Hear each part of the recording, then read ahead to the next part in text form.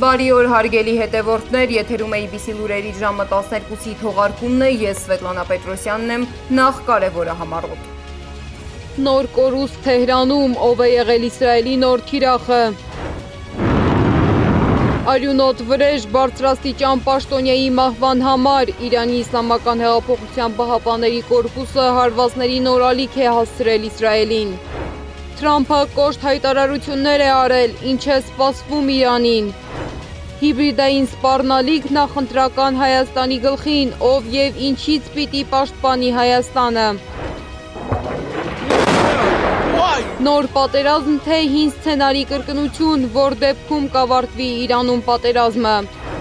Ձերբակալություն երեխաների աչքի առաջ, ինչ է տեղի ունեցել նոր հաճնում։ Թեհրանը հայտարարել է, որ սկսել է պատասխան գործողություններ իրականացնել Իրանի ազգային անվտանգության բարձրագույն խորհրդի քարտուղար Ալի Լարիջանիի սպանությունից հետո։ Իսլամական հեղափոխության պահապանների կորպուսը զանգվածային հրթիռային հարվածներ է հասցրել Իսրայելին։ Թել Ավիվում վնասվել են տասնյակ օբյեկտներ, ավերվել է երկաթուղային 2 կայարան։ Իրանի պաշտոնական տվյալներով ոչնչացվել են ավելի քան 100 ռազմական թիրախներ։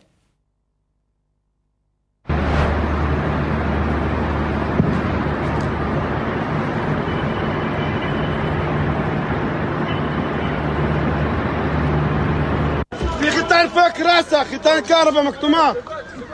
كمان في ختان كهرباء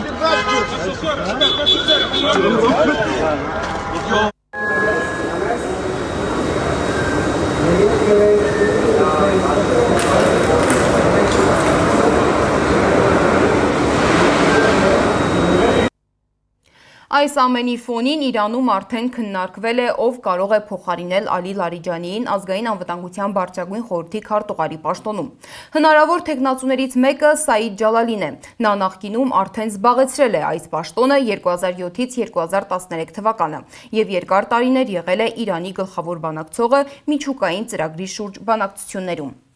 Ալի Լարիջանիի մահվան մասին առաջինը իսրայելական աղբյուրներն էին հայտնել։ Իսրայելի պաշտպանության նախարարությունը հայտարարել էր, որ անցած գիշեր իրականացված գործողության ժամանակ իսրայելական բանակը թիրախավորել էր իրանցի բարձրաստիճան պաշտոնյային։ Լարիջանին Իրանի քաղաքական համակարգում համարվում էր չափավոր եւ պրագմատիկ գործիչ։ Ով էր Ալի Լարիջանին եւ ինչ ճանապարհ է անցել Իրանի քաղաքական համակարգում, ռեպորտաժում։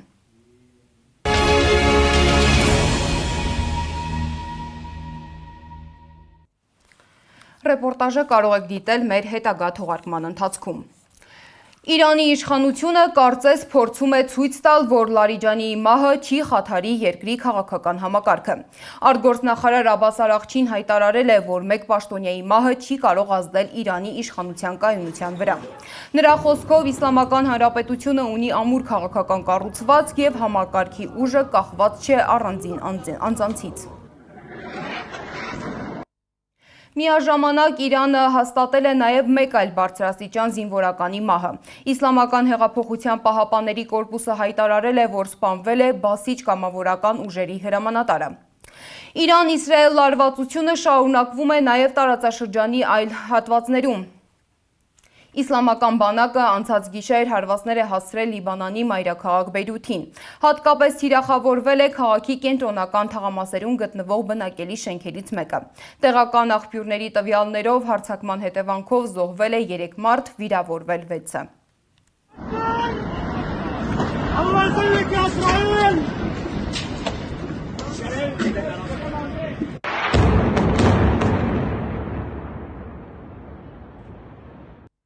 Մերձավոր արևելքում պատերազմը ազդում է նաև ԱՄՆ-ի ներքաղաքական կյանքի վրա։ Թրամփի վարչակազմում պաշտոնից հեռացել է ԱՄՆ ազգային հակաահաբեկչական կենտրոնի տնօրենը։ Նա հայտարարել է, որ չի կարող աջակցել Իրանի դեմ ընթացող պատերազմին։ Երկար մտորումներից հետո որոշել եմ այսօրվանից հրաժարվել հակաահաբեկչական կենտրոնի տնօրենի պաշտոնից։ Իրանը սպառնալիք չէր ներկայացնում եւ ակնհայտ է, որ մենք այդ պատերազմը սկսել ենք Իսրայելի եւ նրա լոբիի ճնշման ներքո։ ԱՄՆ նախագահ Դոնալդ Թրամփը սակայն կոշտ արձագանքել է այս հայտարարությանը, ասելով, որ Քենթը շատ թույլ էր անվտանգության հարցերում եւ լավ է, որ հրաժարական է տվել։ Քենթը նախկինում ծառայել է ԱՄՆ հատուկ նշանակության զորքերում եւ մասնակցել 11 մարտական գործողությունների, իսկ ավելի ուշ աշխատել է նաեւ կենտրոնական հետախուզական վարչությունում։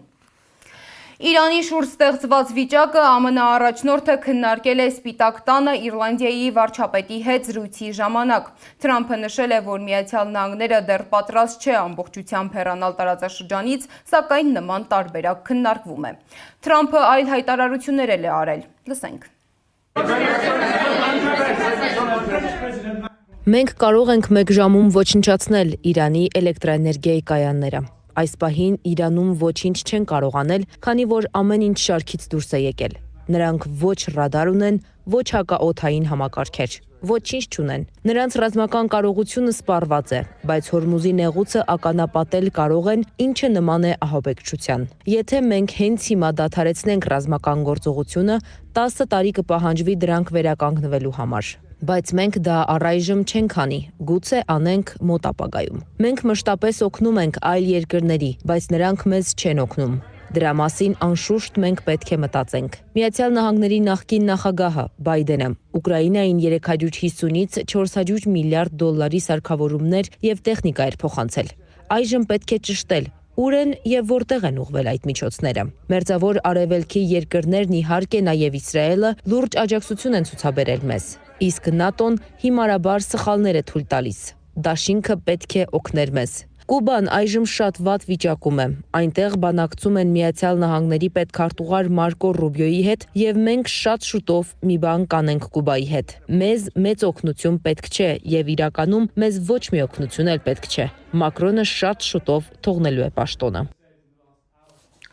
Իսկ Թեհրանը շարունակում է դիվանագիտական ակտիվ շփումները տարածաշրջանի երկրների հետ։ Իրանի արտգործնախարար Աբբաս Արաղչին հեռախոսով զրուցել է Ադրբեջանի արտգործնախարար Ջեյհուն Բայրամովի հետ։ Զրույցի ժամանակ Արաղչին հայտարարել է, որ Թեհրանն իրավունք ունի պատասխան հարված հասցնել այն երկրներին, որոնք իրենց տարածքը տրամադրում են ԱՄՆ-ին կամ Իսրայելին Իրանի դեմ գործողությունների համար։ Միջազգային մյուս զարգացումները հավաքագրել է իմ գործընկեր Զարա Սարգսյանը։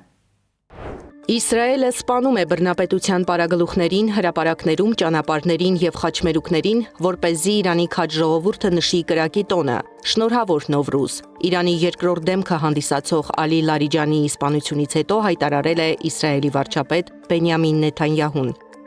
Իրանի ազգային անվտանգության գերագույն խորհրդի քարտուղար Ալի Լարիջանիի գլխի համար $10 միլիոն պարգև էր նշանակված։ Մենք դա արեցինք անվճար, հայտարարել է Իսրայելի արտգործնախարար Գիդեոն Սաարը։ Օրերս Լարիջանին գրել էր, որ Իրանն ԱՄՆ-ի եւ Իսրայելի դեմ պայքարում մնացել է մենակ, առանց աջակցության։ Շատ երկրներ Իրանին մենակ են թողել, չցուցաբերելով սպասված եղբայրասիրական համերաշխությունը, ասել էր նա։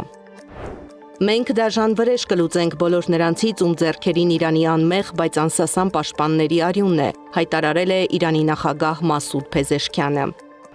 Անկասկած ժամանակն է ավարտել պատերազմը, ասել է Եվրամիության դիվանագիտության ղեկավար Կայա Կալասը։ Պատերազմների հետ կապված խնդիրն այն է, որ դրանք ավելի հեշտ է սկսելը, քան դադարեցնելը, եւ դրանք միշտ վերահսկողությունից դուրս են գալիս, ասել է նա։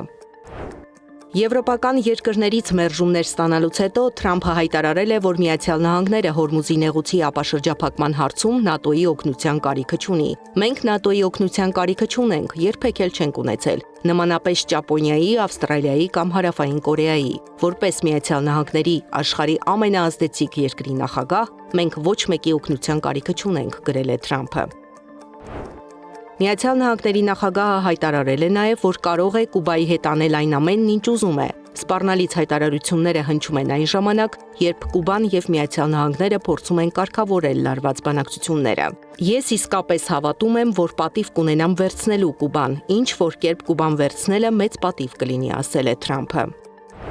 Շրի Լանկայում վառելիք խնայելու նպատակով չորեքշաբթի օրերը հայտարարվել են ոչ աշխատանքային։ Պետությունը բախվել է Մերձավոր Արևելքում հակամարտության հետևանքով առաջացած վառելիքի պաշարների պակասի խնդրին։ Մենք պետք է պատրաստվենք վատագույնին, սակայն հույս ունենանք, որ ամեն ինչ լավ կլինի, ասել է երկրի նախագահը։ Հորմուզի նեղուցի փակ լինելու պատճառով Ասիայի այլ երկրներ ևս էներգախնայողության միջոցառումներ են ձեռնարկում։ Սիրիայի հետ սահմանին գտնվող լիբանանյան Ալքաա գյուղում Քրիստոսի 26 մետրանոց արձանն է կանգնեցվել, որպես խաղաղության ուղերձ տարածաշրջանին։ Նշվում է, որ արձանը կանգնեցվել է տեղի գործարարի միջոցներով։ Եվ վերջում 93 տարեկանում մահացել է համայն վրաց կաթողիկոս պատրիարք Իլիա II-ը, Վրաստանում սուգ է հայտարարվել պատրիարքի մահվան կապակցությամբ։ Զարա Սարգսյան, Նոնա Գևորգյան, ABC Media։ Հենց նոր ինձ տեղեկացրին, որ Ալի Լարիջանիի մասին ռեպորտաժը պատրաստ է։ Դիտենք։ حالا فرض کنیم من بکنم Իրանի իշխանական վերնախավում Ալի Լարիջանին ամենաազդեցիկ գործիչներից էր։ Նրա սպանությունը Իրանը չի պատրաստվում ներել։ موشک خیبر شکنی Լարիջանին վերջին ամիսներին փաստացի դարձել էր ճգնաժամային կառավարման կենտրոնական դեմքը։ Վերահսկում էր նաև միջուկային բանակցությունները,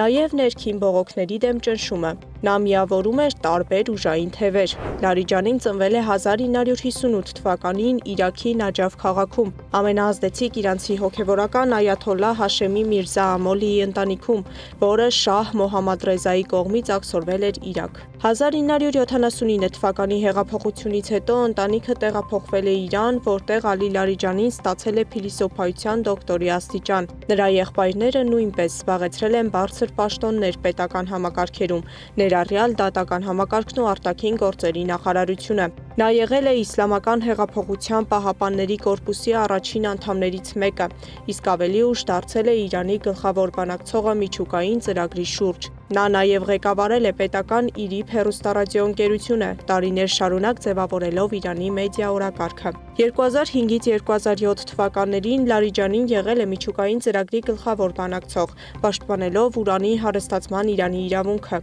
Մի առիթով նա եվրոպական առաջարկները հրաժարվելու միջուկային վառելիքի արտադրությունից համեմատել է մարգարիտը շոկոլադե սալիկի հետ փոխանակելու հետ։ Իրանի փորձագետները նշում էին, որ նա փորձում էր դիվանագիտական ճանապարհով համոզել Արևմուտքին եւ համարվում էր պետական գործիչ։ 2005 թվականին նա առաջադրվել է նախագահի պաշտոնում, բայց չի հաղթահարել շեմը։ Ավելի ուշ փորձել է մասնակցել նաև 2021 եւ 24 թվականների ընտրություններին, սակայն երկու անգամ էլ հեռացվել է Պահապանների խորհրդի կողմից։ 2008-ից 2020 թվականներին Լարիջանին զբաղեցրել է խորհրդարանի խոսնակի պաշտոնը, դառնալով հեղափոխական շրջանակի ամենանշանավոր քաղաքական գործիչներից մեկը։ Նրա պաշտոնավարման ընթացքում 2015 թվականին 2 տարվա բարդ բանակցություններից հետո Իրանը 6 համաշխարհային պետությունների հետ կնքեց միջուկային համաձայնագրերը։ 2021 թվականին Խամենեին Լարիջանիին նշանակեց Չինաստանի հետ 25-ամյա ռազմավարական համաձայնագրի բանակցող,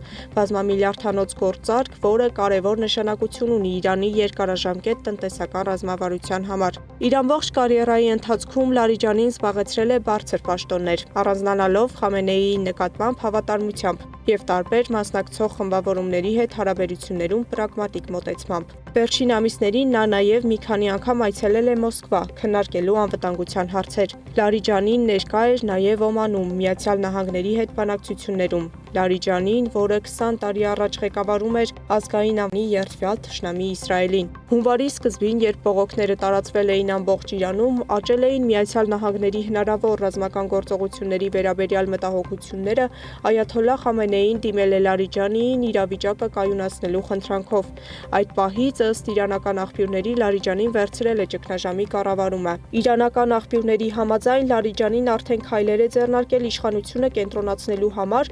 Խամենեիի մահվան դեպքում օգտագործելով կապերը նախկին ԿՀՊԿ հրամանատարների հատուկ ծառայությունների, նաև իր ընտանիքի բարձր հոգևորականների հետ ունեցած կապերը։ Լարիջանիի մահը կարող է ազդել ոչ միայն Իրանի ներսում իրավիճակի վրա, այլ նաև տարածաշրջանային զարգացումների, Մերձավոր Արևելքից մինչև Հարավային Կովկաս։ Սեդա Գյուրեղյան, Անիա Աբաղյան, Աշոտ Բարբարյան, ABC Media։ Այս զարգացումների ֆոնին փորձագետները փորձում են հասկանալ, արդյոք Իրանի շուրջ ընթացող պատերազմը կրկնում է այն սցենարը, որը աշխարհը արդեն տեսել է Մերձավոր Արևելքում։ Իրաքում, Լիբիայում եւ Սիրիայում պատերազմները սկսվեցին ներքին ճգնաժամերից, սակայն ավարտվեցին արտաքին ռազմական միջամտությամբ։ Ինչով է Իրանի պատերազմը տարբերվում նախորդներից եւ ինչ զարգացումներ են կանխատեսում փորձագետները, Անի Աբաղյանի ռեպորտաժում։ Իրաք, Լիբիա, Սիրիա։ Իսրայելը Միացյալ Նահանգների հետ քայլ առ քայլ մոտեցավ Իրանին։ 3 երկիր, 3 պատերազմ, գրեթե նույն սցենարով։ 2003 թվական Իրաք, Միացյալ Նահանգների ներխուժում։ 2011 թվական Լիբիա, քաղաքացիական պատերազմ Մուամար Քադաֆիի դեմ։ Նույն թվականին Սիրիա, խաղաղ ցույցերից երկարատև ավերիչ պատերազմ։ Սկզբում ներքին դժգոհությամբ կոտրվում է երկրի կայունությունը, հետո արտաքին միջամտությամբ այն վերածվում է քաոսի։ Իրաքում Սադամ Հուսեյնը ձերբակալվեց եւ դատապարտվեց մահապատժի։ Լիբիայում սպանվեց Քադաֆին։ Սիրիայում Բաշար ալ-Ասադը լքեց երկիրը քաղաքական ապաստան խնդրելով Մոսկվայից։ Իրանում տրամաբանական շարունակությունն է, նշում է Արաբագետը։ Պես ընդհանուր process-ը ինքը տանում է Մերձավոր Արևելքում աշխարհաքաղաքական եւ անվտանգային քարտեզի փոփոխության, որի արդյունքում մենք տարածաշրջանում ունենալու ենք նոր տարածաշրջանային գերտերություն եւ գուցե գերտերություններ եւ այստեղ հատկապես ընդգծվելու է Իսրայելի դերակատարումը։ Սակայն Իսրայելը հստակ հասկանում է, Իրանը էապես տարբերվում է այդ երեք երկրներից։ Տարածքով, բնակչությամբ, աշխարհագրական դիրքով եւ ռազմական ներուժով այն շատ ավելի ուժեղ պետություն է։ Ուժերի հավասարակշռությունը պահպանելու համար Իսրայելը իր գլխավոր դաշնակից է դարձրել Միացյալ Նահանգներին։ Իրանագետ Աշոտ Բադալյանի խոսքով Իրանի հարցում կան մի շարք կարևոր գործոններ, որոնք հնարավոր չէ անտեսել։ Մի փոքր պետք է վերապամոտենանք այն սցենարին, որը կարող է տանել Իրանը դեպի նոր Իրաքի կամ նոր Լիբիայի։ Բացի դրանից կարևոր դերակատարում ունեն նաև Իրանի պրոքսի ուժերը։ Մենք տեսնում ենք, որ Սիրիայում ներողություն Իսրայելին անմիջական հարևանությամբ գտնվող Լիբանանում Հեզբոլլահ խմբավորումը պարբերաբար հրթիռներ է արձակում նաև հենց Իսրայելի ուղղությամբ Իրանի հետ միաժամանակ Իրաքում շիաները անընդհատ ակտիվություն են ցուցաբերում, դեռ պետք է ուրեմն չբացառել, որ Եմենի հութիները նույնպես կներգրավեն ուղիղ այս ռազմական գործողությունների մեջ, այսինքն այստեղ Իրանի դերը այդքան էլ թույլ չէ, նվազ չէ։ Իսրայելն Իրանում թիրախավորել է հոգևոր ու ռազմական առաջնորդների, սպանել գիտնականների, հարվածներ հասցրել նավթային օբյեկտներին, բայց Իրանի քաղաքական համակարգը կառուցված չէ մեկ անձի շուրջ, նշում է իրանագետը։ Սա հենց այն ուղերձն է, որ փորձում է փոխանցել նաև Իրանի դիվանագիտությունը։ Իրանի իսլամական հոգևոր առաջնորդի նահատակության վիշտը շատ մեծ է, բայց Իրանի երկիրը պահպանելու ձգտումն ավելի մեծ է։ Իրական ձգտումները մարդու մահով չեն ավարտվում։ Դա չհասկացան սիոնիստական եւ Թրամփի ռեժիմները։ Այս բոլոր տարբերությունները հաշվի առնելով փետրվարի 28-ին սկսված պատերազմը ինչպես կարող է ավարտվել։ Արաբագետ Արմեն Պետրոսյանի կարծիքով ռազմական գործողությունները դժվար թե տեղափոխվեն ցամաք։ Այդ դեպքում նրա գնահատմամբ պատերազմը կարող է վերածվել երկարատև ճահճի Միացյալ Նահանգների եւ Իսրայելի համար։ Իրենք հնարավորությունների սահմաններում շարունակել են Իրանի ռազմական եւ մարդկային ներուժը հնարավորինս չեզոքացնել, որից հետո հնարավոր է որոշակի դադար եւ process-ները անել դեպի Իրանի ներսում ներքին ուրեմն զարգացում կամ խաղադրույք կատարել ներքին զարգացումների վրա։ Իրանագետ Աշոտ Բադալյանն էլ չի բացառում, որ օրինակ Միացյալ Նահանգները կարող է հայտարարել, որ իր առջև դրված ռազմական նպատակներն արդեն իրականացվել են եւ դուրս գա պատերազմից, իսկ Իսրայելը ինտենսիվությունը նվազեցնելով կարող է շարունակել հարվածները։ Իսրայելը որևէ շրջան շարունակի հարվածները եւ այդ հարվածները այսպես բարբերաբար շարունակվեն, ոչ մեծ ինտենսիվությամբ, ինչպես այսօր ենք տեսնում, եւ գործողությունները գնան այս ընթացքով եւ այս ճանապարհով, որովհետեւ այս պահին գոնե ռազմական գործողությունների շատ մեծ ընդլայնում, որը կվերցնի ամբողջ տարածաշրջանը, գոնե տեսանելի չէ։ Իրանագետ Վարդան Ոսկանյանի գնահատմամբ էլ Թեհրանը փորձում է ոչ միայն չեզոքացնել ներկա մարտահրավերը եւ վերականգնել պատերազմից առաջ եղած ստատուս քվոն, այլ հնարավորության դեպքում այն փոխել արդեն իր օգտին։ Անդրադառնալով Միացյալ Նահանգների դիրքորոշմանը, փորձագետները ուշադրություն են հրավիրում Վաշինգտոնի հակասական հայտարարություններին։ Նրանց կարծիքով մեկ օրում տարբեր եւ նույնիսկ իրար հակասող ուղերձները պատահական չեն։ Դա գերտերության հաշվարկված ռազմավարությունն է հակառակորդին շեղելու համար։ Անի Աբաղյան, Տարոն Ղանդիլյան, Գեգամ Ղազարյան, ABC Media։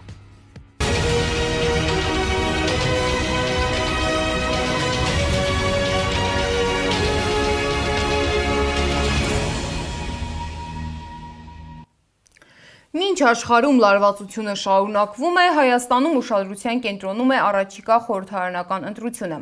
Եվրամիությունը հայտարարել է, որ Հայաստան կուղարկի հիբրիդային արագ արձագանքման խումբ հնարավոր արտաքին միջամտությունները կանխելու համար։ ԵՄ արտաքին գործերի եւ անվտանգության քաղաքականության հարցերով բարձր ներկայացուցիչ Կայա Կալասի խոսքով այս քայլը իրականացվում է Հայաստանի իշխանության խնդրանքով։ Ով եւ ինչից է իրականում պաշտպանում Հայաստանը, Սեդա Գյուրեղյանի ռեպորտաժում։ Եվրամիությունը առաջիկա ընտրություններին դիտորդական խումբ կուղարկի Հայաստան արտաքին միջամտության դեմ Հայաստանին մենակ չթողնելու համար։ Եվրահանձնակատար Կայա Կալասի առաջին հայացքից անմեղ թվացող պնդումն է, որով Եվրամիությունը հիմնավորում է իր դիտորդական առաքելությունը Հայաստանում։ Քաղաքական հարցադրում է առաջանում, իսկ ով է պաշտպանելու Հայաստանը այն արտաքին միջամտությունից, որը ներկայացվում է որպես օգնություն, որտեղ եթե ընդունում ենք, որ արտաքին դերակատարը կարող է մտնել ընտրական գործընթաց ճիշտ նպատակով, ապա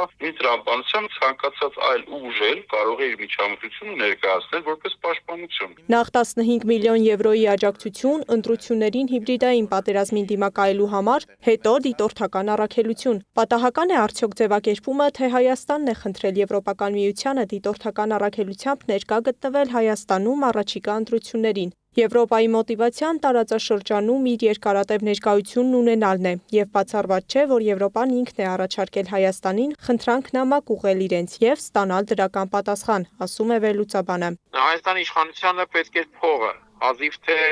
արագ արձագանքման խումբը ինչ որ էական անհրաժեշտություն էր Հայաստանի իշխանության համար։ Պես նշեցի, այդ արագ արձագանքման խումբը իմ գնահատմամբ անմիջականորեն ավելի անհրաժեշտ բան է Եվրամիության համար, տեղում իր ներկայությունը ունենալու, ինչու ոչ թեկուզ այդ փողի ծախսի տրամաբանությունը հասկանալու եւ ինչպես նշեցի, հենց նաեւ Հայաստանի կառավարման համակարգի տարբեր շերտերի վարքագծին ավելի մոտիկից հետևելու համար։ Այս տրամաբանական շղթան ցույց է տալիս Հայաստանը հերթական անգամ դարձել է մեծ խաղի փոքր մասնիկ։ Եվրոպայի ներառվելը հայկական ընտրական գործընթացում կապ ունի աշխարհաքաղաքական փոփոխությունների հետ։ Չինաստան, ԱՄՆ, Ռուսաստան եռանկյունու ազդեցության ուժեղացմամբ, ու Եվրոպան փորձում է իր դիրքերն ամրապնդել Կովկասով Կենտրոնական Ասիա դուրս գալու նպատակով։ Իշխանության վերարտադրության մասին Վենսի պնդումից հետո վերահաստատվում է Հայաստանի ներկա իշխանությունների հանդեպ Արևմուտքի քաղաքական լոյալության մասին։ Փաշինյանն էլ իր հերթին փորձում է բաց չթողնել առիթը։ Հայաստանի իշխանությունը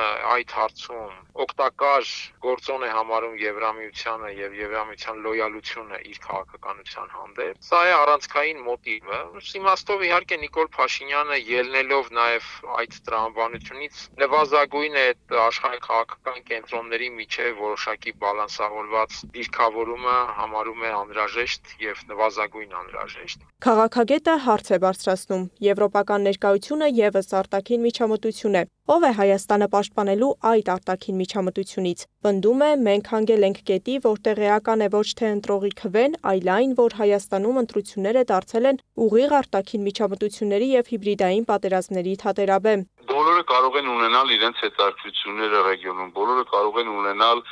եւ լոբինգ անել իրենց հետաքրքրությունները։ Խնդիրը հետեւյալումն է, որքանով է տեղական իշխանությունը, հայկական իշխանությունը թույլ տալիս սեփական ազգային շահերի ստորադասում այս կամ այն արտաքին խաղացողի համար։ Հայաստանում սպասվող խորհրդարանի ընտրությունը դարձել է տարածաշրջանի ուժերի բախման եւ արտաքին ազդեցությունների փորձադաշտ։ Ով է պաշտպանելու Հայաստանի իրական շահերը այս բոլոր ազդեցություններից, պարզ չէ։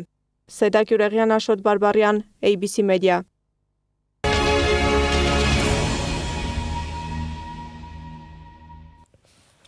Արարատի մարզից ծանր վիճակում հիվանդանոց տեղափոխված 1 տարեկան 2 ամսական երեխան շարունակում է մնալ բժիշկների հսկողության տակ։ Արաբկիր բժշկական կենտրոնից մեզ հայտնել են, որ երեխան գտնվում է վերակենդանացման բաժանմունքում։ Վիճակը շարունակում է մնալ ծայրահեղ ծանր։ Հիշեցնենք, որ երեխային հիվանդանոց էին տեղափոխել կլինիկական ախտորոշմամբ, սակայն բժիշկներին հաջողվել է վերականգնել նրա սրտի աշխատանքը։ Դեպքի առթիվ արդեն քրեական վարույթ է նախաձեռնվել։ Դատախազությունից հայտնում են, որ երեխայի նկատմամբ բռնություն գործադրելու կասկածանքով կալանավորվել է նրա հոր երկրորդ կինը։ Խորթ մայրը շուրջ 1.5 ամիս բռնությանը ենթարկել փոքրիկին։ Մեկ այլ միջադեպ էլ տեղի է ունեցել Նորհաճնում։ Իրավապահները բնակարանից բերման են ենթարկել արցախցի զոհված զինծառայողի քրոջը, հայտնել է փաստաբան Ռոման Երիցյանը։ Նրա խոսքով կնոջը ձերբակալել են սեփական բնակարանից 5 երեխաների աչքի առաջ։ Արցախցի զոհված զինծառայողի քրոջը 5 երեխաների, որից 3-ը մանկահասակ երեխաներ, նրանց այդ երեխաների ներկայությամբ քիչ առաջ նոր հաճնի իր բնակավայրից մի քանի ոստիկաններ ձերբակալել եւ տեղափոխել են Դիլիջանի քննչական բաժին զուտ այն բանի համար, որ նա Facebook-յան հարթակում Նիկոլ Փաշինյանի հասցեին բռնության կոչ է արել մեկնաբանություններում։ Ինչ որ եթերի տակ մեկնաբանություններում Նիկոլ Փաշինյանի հասցեին բռնության կոչ է կատարել։ Կրկնում եմ, զոհված զինծառայողի քրոջը, Արցախի տարհանված անուն ազգանունը հիմա չեմ նշի, անձին ձերբակալել 5 երեխաների ներկայությամբ 3-ը կրկնում եմ մանկահասակ երեխա, իսկ երեխաներից մեկն էլ ստիպված էր նրա հետ տեղափոխվել ոստիկանության բաժին, տարիքով փոքր է, անընդհատ լացում էր եւ այլն։ Ձերբակալել եւ տեղափոխել են քննչական բաժին։ Ավելի ուշ ՀՅԴԳՄ անդամ ազգային ժողովի Հայաստան խմբակցության պատգամավոր Գեղամ Մանուկյանը հայտնել է, որ անչափահաս երեխաների մայրն արդեն տանն է։ Նրա խոսքով այսօր նրան կրկին կանչել են հարցաքննության։ Այս ժամի համար նախատեսել էինք այսքանը, շարունակեք հետևել մեզ YouTube-ում, Facebook-ում, Telegram-ում, WhatsApp-ում, Instagram-ում ու TikTok-ում կամ այցելեք մեր պաշտոնական կայք www.abcmedia.am։ Շնորհակալություն, որ մեզ հետ էիք, ABC լուրերի հաջորդ թողարկումը եթերում կլինի ժամը 15-ին։ Տաղավարում կաշխատի Գառնի Մութաֆյանը։